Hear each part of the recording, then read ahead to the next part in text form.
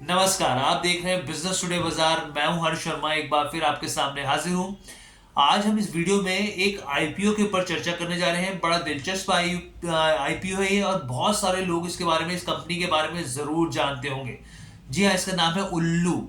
जी हाँ, उल्लू डिजिटल के बारे में आप जानते हैं। इसकी वेब सीरीज हैं, इसकी शॉर्ट फिल्म्स हैं, और बहुत तरह के कंटेंट ये परोसता है अपने यूजर्स को। यही अब जो कंपनी है वो अपना आईपीओ लेकर आ रही है, और करीब करीब मैं आपको बताऊं कि कंपनी ने सेबी के पास अपना ड्राफ्ट पेपर डीआरएचपी फाइल कर दिया है। अब मंजूरी की देर है, जैसी मंजूरी आएगी तो उसके बाद अगले कदम उठते हुए नजर आएंगे यहाँ पर।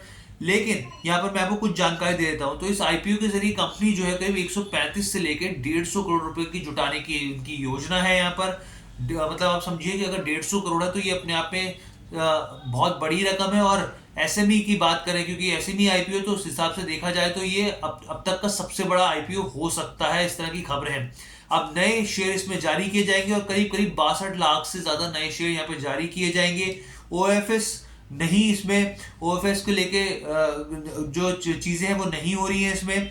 लेकिन मैं आपको बताऊं, चित्तौड़गढ़ के .com के हिसाब से तो करीब 105 करोड़ रुपए जुटाने वाला जो स्पेक्ट्रम टैलेंट था, मैनेजमेंट था, वो अब तक का सबसे बड़ा एसएमई आईपीओ था। लेकिन अब जब ये 150 करोड़ रुपए जुटाएंगे तो उस हिसाब से ये अब तक का सबसे बड़ा आईपीओ हो सकता है, उल्लू डिजिटल। इसके अलावा मैं आपको बताऊं कि उल्लू डिजिटल काम क्या करता है, इसका बिजनेस मॉडल क्या है। तो ये डिजिटल प्लेटफॉर्म्स में है, वेबसाइट है, ऐप है इसकी, और इसके जरिए डिफरेंट तरह के कंटेंट, एंटरटेनमेंट कंटेंट को जो है वो परोसता है। इसके अलावा आप देखें, इसकी सीरीज है, शॉर्ट फिल्म्स हैं, और कई तरह के शोज करता है। तो इस तरह का इसका बिजनेस मॉडल है। अगर आप इसके यहाँ पे मालिक की बात करें तो इसके जो मालिक है विभू अग्रवाल, और जो इनकी पत्नी है मेघा अग्रवाल, इन दोनों की जो हिस्सेदारी है करीब करीब 95% इसकी हिस्सेदारी इस उल्लू की कंपनी के अंदर है। 5% जो बाकी हिस्सेदारी है वो भी पब्लिक शेयर होल्डर जो जेनिथ मल्टी ट्रेडिंग है कंपनी, उसके पास है यहाँ पर। अब इस पैसे का इस्तेमाल कंपनी कहाँ करेगी, क्योंकि देखिए, कोई भी एंटरटेनमेंट कंपनी होती है, एक्सपेंशन या फिर कोई भी कंपनी एक्सपेंशन पर जब फोकस करती है अपने बिजनेस को बढ़ाने के लिए, तो उसे पैसों की जरूरत होती है। तो ये एक तरीका होता है आईपीओ का कि वो अपने पैसे को इकट्ठा करती है अपनी हिस्सेदारी बेचकर।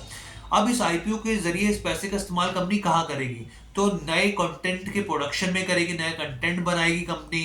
एंटरटेनमेंट शोज के लिए आधिकारिक अधिकार खरीदेगी। बहुत सारे ऐसे शोज होते हैं जो बनते हैं आजकल, बहुत तरह के क्रिएटिव लोग आते हैं तो अपने कंटेंट को बेचते हैं, तो उसके अधिकार को, राइट्स को खरीदने के लिए पैसा खर्च किया जाता है, तो वो राइट्स खरीदेगी कंपनी यहाँ पे। टेक्नोलॉजी में इन्वेस्टमेंट करेगी, नई नई टेक्नोलॉजीज आ रही है उसमें इन्वेस्टमेंट करेगी, अपने स्टाफ की हायरिंग करेगी, और वर्किंग कैपिटल की जरूरतों को बढ़ाने के लिए, और सामान्य जो कॉर्पोरेट जो होती है ऑपरेशंस, उसको करने के लिए कंपनी इसका इस्तेमाल, पैसे का इस्तेमाल करेगी। अब मैं आपको वैसे बता दूं कि इसमें जो हिस्सेदारी की बात करें, रिटेल निवेशकों की जो हिस्सेदारी होगी करीब 35% होगी यहाँ पर। और यहाँ पर अगर नॉन इंस्टीट्यूशनल इन्वेस्टर्स की बात की जाए तो उनकी हिस्सेदारी करीब 15% होगी, और क्वालिफाइड इंस्टीट्यूशनल इन्वेस्टर्स की जो हिस्सेदारी होगी करीब 50% होगी। अब इससे जुड़ी जो भी खबरें आएंगी, क्योंकि अभी तक तो डीआरएसपी फाइल किया तो हमें लगा कि आपके साथ इस खबर को साझा करना चाहिए, लेकिन जैसी मंजूरी मिलेगी और उसके बाद और भी जो भी जानकारियां आएंगी वो हम आपके साथ साझा करेंगे। बस आपसे गुजारिश है कि हमारे चैनल बिजनेस टुडे बाजार को लाइक, शेयर, सब्सक्राइब करना मत भूलिएगा। बहुत बहुत धन्यवाद।